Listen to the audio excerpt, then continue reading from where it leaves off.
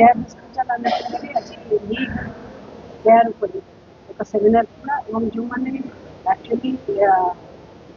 Treatment हो सारी either in way of knee replacement और नी केयर से जो मैंने डिटेल जो था से कार्यक्रम में अंशग्रहण करते दिन सब ऊर्ध रिलीफ पाई लोक सामने मुझे कार्यक्रम जाती वास्तव ये डॉक्टर संदीप भली स्पेशलिस्ट मैंने डॉक्टर संदीप जड़े नी ऑर्थोपेडिक स्पेशलिस्ट और विशेषकर नी हेल्थ केयर लोकों पाखे पहुँचापी सेवा भाव नहीं लोक पहुँचा चेष्टा कर आज प्रोग्राम थिला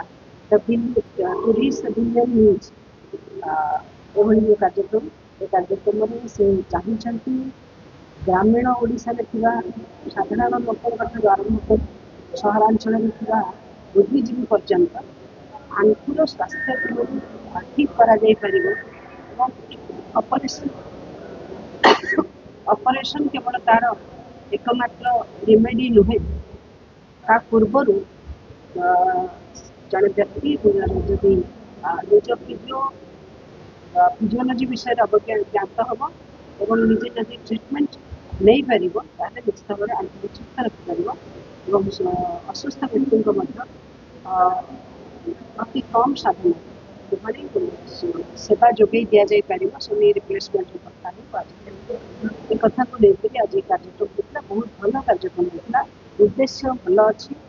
हजार हजार लोक पाखे जो मैंने आंखु जनित कष्ट अनुभव कर मैंने स्पेशलिस्ट स्वेच्छात्मक भाव में डॉक्टर संदीप और टीम पहुँची सेवा जोगेबार लक्ष्य रखिंट निश्चित भाव में ओडिशार आज साधारण लोक आवश्यकता थी उन्नत धरण कार्य प्रशंसा कर लेट मी टॉक अबाउट मैं थोड़ा सा आपको बताता हूँ आज जो हम कर रहे हैं उसके बारे में। जब मैंने सुना पहली बार डॉक्टर संदीप से कि हम बिलियन नीज को का प्रोजेक्ट करना चाहते हैं तो मुझे लगा बिलियन नीज कैसे करेंगे, बिलियन नीज कोई इंसान नहीं कर सकता।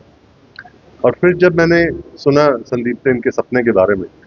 कि 1/3 हिंदुस्तान को नीज का दर्द होता है 50 साल के बाद, और सही में होता है, और हर आदमी को, हर महिला को सर्जरी की जरूरत नहीं पड़ती लेकिन केयर की जरूरत जरूर पड़ती। तो ये जो हमारा आज प्रयास शुरू हुआ है ये बहुत लंबा प्रयास है, बहुत दूर तक जाएगा और हम संदीप के साथ मिलकर 1 बिलियन नीज को जरूर हासिल। मो ना डॉक्टर संदीप सिंह अच्छी मो हेड ऑफ डिपार्टमेंट अच्छी रोबोटिक सर्जरी और sports injury care hospital Bhubaneswar.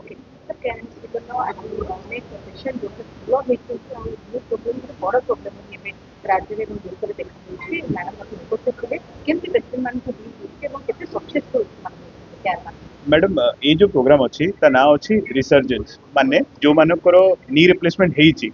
तांकर केमती लाइफ रोची वर्षे पर 2 वर्ष पर 3 वर्ष पर 5 वर्ष पर ए मीडिया ये जो आज प्रोग्राम होची या प्रोग्राम माध्यम रे आमे सोसाइटी को जणाइबा चाहूचु कि नी पेन इज क्यूरेबल।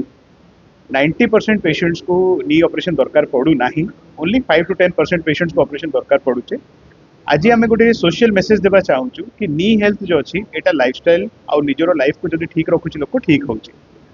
एमती इवेंट रे आम देखुचु कि जो मानकर ऑपरेशन होईची से केते खुशी रे सक्सेसफुली आसिकी चालुचंती भल करूचंती, तो से इंस्टिल करूची कॉन्फिडेंस फ्यूचर पेशेंट्स भितरे कि आमे ऑपरेशन जदि हैला भी तो आमे डरिबा नाही, निजर लाइफ को शॉर्टन करबा नाही, निजर लाइफ को क्वालिटी को खराब करबा नाही। तो ये गोटे सोशल मेसेज आमे देबा चाहूँ।